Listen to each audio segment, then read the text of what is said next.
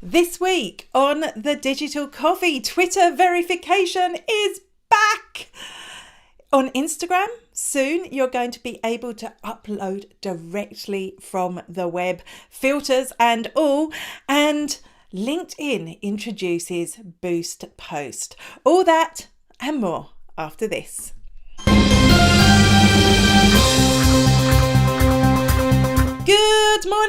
Good morning, and welcome to the Digital Coffee. This is your weekly dose of digital marketing and social media news for small business. My name is Amanda Webb, and if you are watching today, if you are watching on Facebook, you may answer our question of the week, and the question of the week is, are you using, as in uploading, Instagram Reels? If you are, I've got a little bit of news for you coming up, so let me know. Remember, if you do comment on Facebook, I will send you a copy of the Digital Coffee newspaper, which will arrive in your inbox shortly after you comment. So let me know about Reels. Let me know what you're drinking. Is it tea? Is it coffee? Is it something else? Or just say hi. Just say hi. And you know what?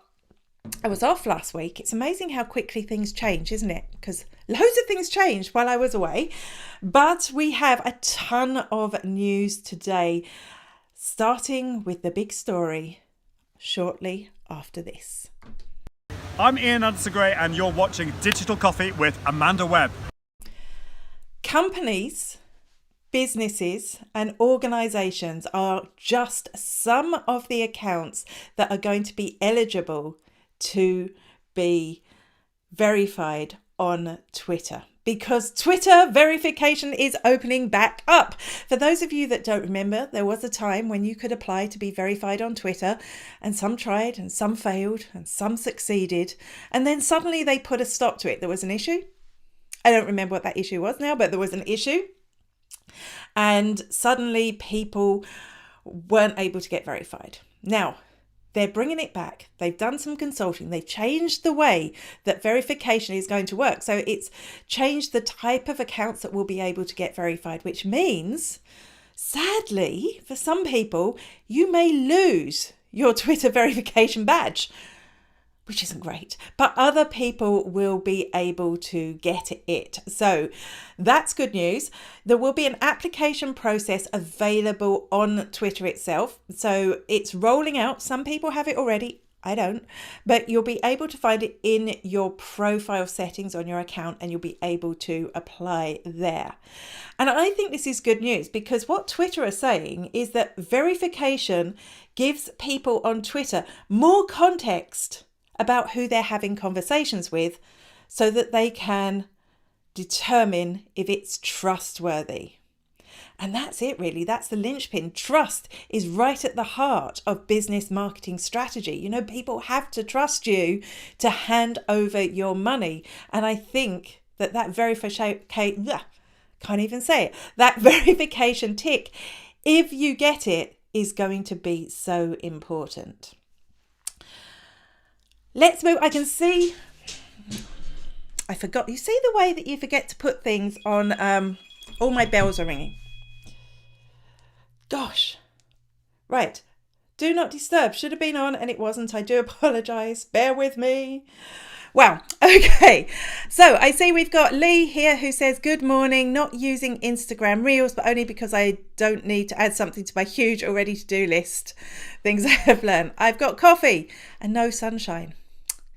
You know what? I'm allowed to talk about the weather. Those of you that subscribe to my newsletter will know this week I said you're allowed to talk about the weather when it's bad. It is bad today, but we are hoping it is going to brighten up for the weekend. Let's move on to our next section. You're watching the Digital Coffee with Amanda Webb. One of Instagram's USPs, the thing that made it different when it was first around, was that it was mobile only. Here was a mobile only social network. And over time, that has changed. That has really changed. You know, slowly we've been able to view Instagram posts. Then we could have our whole account on there. Then we had the business manager allowing us to upload to Instagram. And this final one is going to allow us to upload to Instagram from the web. You won't need to be on mobile. And this includes, which I think is kind of exciting, Filters. So this is the first time I've seen Instagram have an upload tool where you can actually have the filters that you have on your Instagram account. And of course, this will be really good news for people who manage Instagram accounts for people and maybe don't have the Facebook aspect of Instagram. I think it will be good from that point of view. But also, there is a whole bunch of people, just because we're living in a mobile first world, it's not a mobile only world. So there's a whole bunch of users that don't use Instagram or don't upload to Instagram because it's a mobile only app. So having your photos on your desktop, you no longer have to send them to your phone or use Business Suite within Facebook to upload it. I think this is incredibly good news. Hey, it's Andy at Content Cal here, and you're watching The Digital Coffee with Amanda Webb. LinkedIn are launching a boost post option for company pages. And when you think about it, this really makes sense, because if you are on LinkedIn and you want to advertise, it's kind of complicated. It's kind of complicated to set up an account in the first place. And then when you go in, even though they've made it look a little bit like Facebook for those people who are used to advertising there, it's a little bit of a head wreck. To be honest, you get used to it quite fast, but it's going to put people off advertising. So LinkedIn are adding the boost post option, which is they're calling it boost. They're not saying post, for company pages. So now if you have a post that you would like to advertise, you'll be able to click the boost button. You'll be able to add your payment details. And just like Facebook, you'll be able to reach extra people. And just like Facebook, LinkedIn are suggesting the posts that you should boost are the ones that are getting engagement already. And I actually got a question about this on the Let's Do This Live Andrew and Pete thing I'm working on this week. Yes, if you are boosting a post, that's where you need to look at the posts that got engagement and maybe boost those, because LinkedIn, you'll have a better reaction to it. That doesn't necessarily happen with ads, but that's a whole different thing to talk about. So interesting move from LinkedIn. I'm thinking of one client I could potentially lose as a result of this, but actually I do think it's a good thing to make it more accessible to people. I'm not a big fan of boost posts, but I'm not like some of those Facebook advertisers who say you should never do it. Sometimes it is going to be effective for you. Hi, I'm Carmel Siri, and you're watching Digital Coffee with Amanda Webb. You know what? I think Google has its eye on all that noise around social media shopping, around Facebook, around Instagram, around Pinterest, all these places where people are shopping. Even TikTok is launching a shopping tool soon. And it's saying, hello, obviously the best place to advertise is Google. And they may not be wrong, because when you think about it, if you go and search for a product on Google, at the top you get this shopping carousel, that is Google Shopping. But you have decided you want this product. You are Googling because you want this product. So your intent, you are a bottom of the funnel shopper. You've already done your thinking about it. Now you are ready to buy, which differs in a big way to the way we use social media, doesn't it? Because on social media, the shops, we go in and browse and we go, it's like looking around the shops, isn't it? It's like going to a high street and looking around the shops. We're just browsing. We may buy something, but somebody who searches on Google will actually find it. So they're making it easier for businesses to appear in Google Shopping listings. They've done some stuff like Google Shopping listings for free. You do need to set up a Google Ads account, but you can have listings there. This week, they are deepening their integration with Shopify. And as you probably know, Shopify is in charge. It is in charge of e-commerce currently. It is the thing that e-commerce businesses are doing. It seems to have taken off in a big way. We've got integrations from Shopify into Facebook, into Instagram, into Pinterest. I'm sure we're going to see it on other social networks too. But this new integration will mean a couple of clicks of a button from your Shopify account, you will be able to share your product catalog into Google Shop, which means they'll have a far larger inventory to choose from when they're displaying results. And it also means you will get in front of more bottom of the funnel customers. I think it's good. I think it's good. I think it's healthy competition. I do worry about Instagram and Facebook taking over the internet and us having nowhere else to look. So, I think it's good to have that there. The more ways we can shop, the better. Of course, already Amazon is there for bottom of the funnel shopping, because as soon as you open that Amazon app on your phone and type something in, you're pretty sure you're just finding which version of the thing you're going to buy, don't you? The world of shopping has changed. But I wonder, will it still be changed when we go back to shops? I wonder, because I went to the shops at the weekend and it was great. Hi, I'm Kyra Fingleton from Glamping Under the Stars, and you're watching The Digital Coffee with Amanda Webb. Instagram Reels, and this is why I was asking you, that Instagram Reels are great for Instagram, right? They're great if you want to get out there in front of more people on Instagram. But there was a problem. You couldn't see much information about how your Reels were doing. You could see how many views you got, but that was it. And you could go and count your engagement figures. And this is something that I think Instagram constantly fail at. If you are a professional or a business user, the fact that you can't see as many statistics as you want to is a problem. But good news, now you're going to be able to see more analytics about your Reels and about your Instagram Live. So firstly, for Reels, you'll be able to see the complete video account, but you'll also be able to see how many people you reached, which will give you a good idea. Are people repeat watching your Reels? In the example there, I know it's really small, but in the example there, it looks like people are watching Reels 3 or 4 times. They're not just watching them once, which does make sense because they are short and they loop. You'll also be able to get your engagement statistics there. For Instagram Live, you're going to be able to see the peak concurrent viewers. So how many people were watching at one time. And I think the fact that these statistics haven't been there before is quite galling.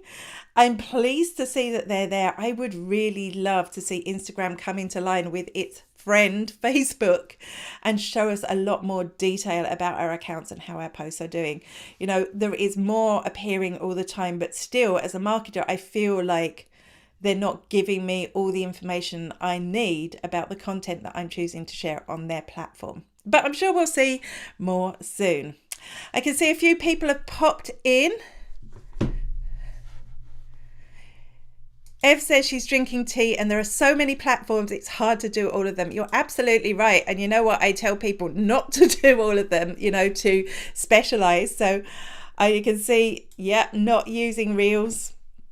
You know what? If it depends on your platform and your focus, if Instagram is one of your key platforms that you want to focus on, you should be doing Reels. But if it's not, if your focus is on one of the other platforms, totally don't be wasting your time doing Reels. It's a lot of work. Hello, Ginny. Great to see you. Don't worry about being late. I believe, Ginny, are you in the UK or Ireland? You'll have to remind me. In the UK, guess what? They have a bank holiday this weekend. How cool is that? We have to wait a whole week, but never mind. Hi, I'm Charlie Lawrence and you're watching The Digital Coffee with Amanda Webb.